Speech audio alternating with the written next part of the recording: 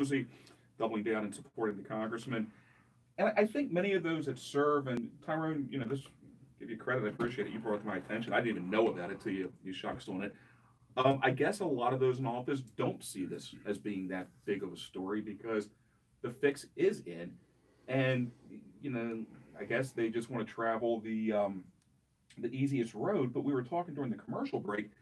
You look, I mean, in recent time, nationally and locally, these coronations, for the most part, actually don't work. Kathleen Kennedy Towson would be an example. You brought up with in the last gubernatorial election, it was Anthony Brown's right time. Right. And look, Anthony Brown was a great individual. But you look, and I understand the Democrats are viewing it going, an African American Democrat is the forget about it lock of the week.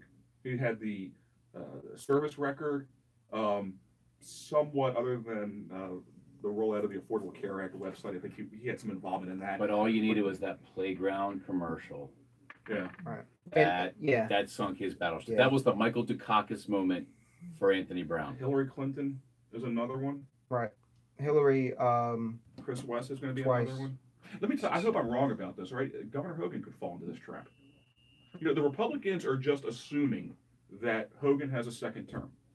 Stop rolling your eyes at me. I hope he gets another term. I'm a big fan of the governor. I'm saying it's the same methodology where we're still 8 weeks outside of a primary. I understand he's going unopposed in the primary, but 8 weeks out, they're already writing off a general election. I think that's a little premature. Oh, it's dangerous. Well, it is. It comes down to Baltimore County. It does. The governor needs Baltimore County. If he doesn't win Baltimore County, he doesn't win re-election. Well, I can tell you, I hope he's listening because I live in Baltimore County and I'm going to vote for Hogan. But I'm very disappointed on this red flag bill. Very, very disappointed. And I know some other people in Baltimore County that are so disappointed that they've said they're not voting for him. I was up in Parkton the other night. You were too, Justin, at the North County Republican Club, and that was brought up to Chris West and J.B. Jennings. Yeah. And about how disappointed they were in that red flag bill. Very, very, very vocal about it, and I think a week or two ago about our hopes for Hogan and how we believe that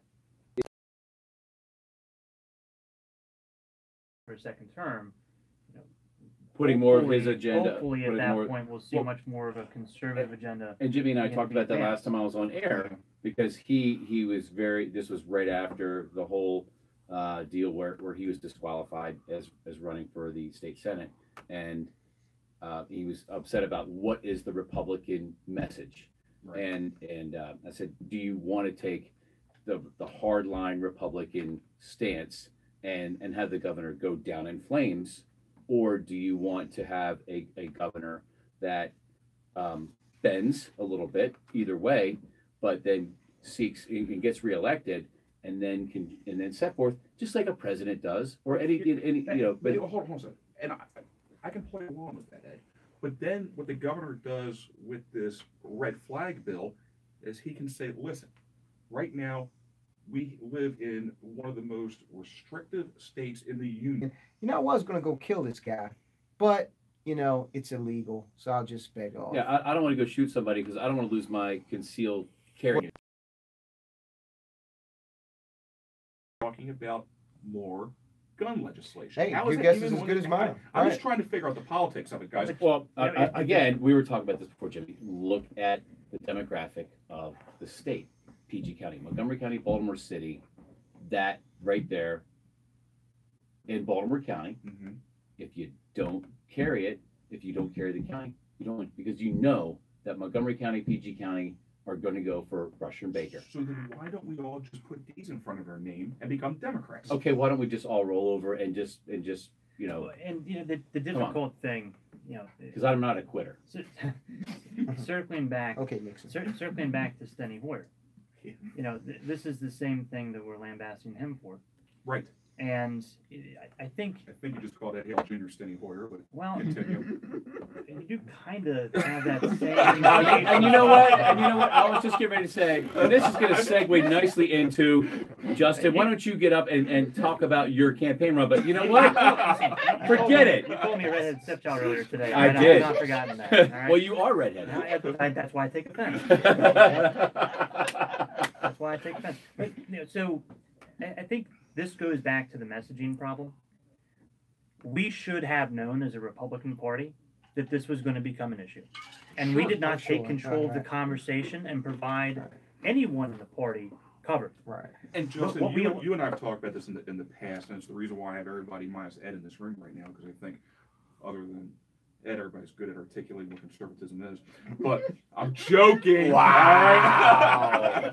Joking. All right. But I kid because I love. But no, look. In all sincerity, one of the reasons why I wanted to run for state senate wasn't for the one vote down in Annapolis and to be down there, in the minority party.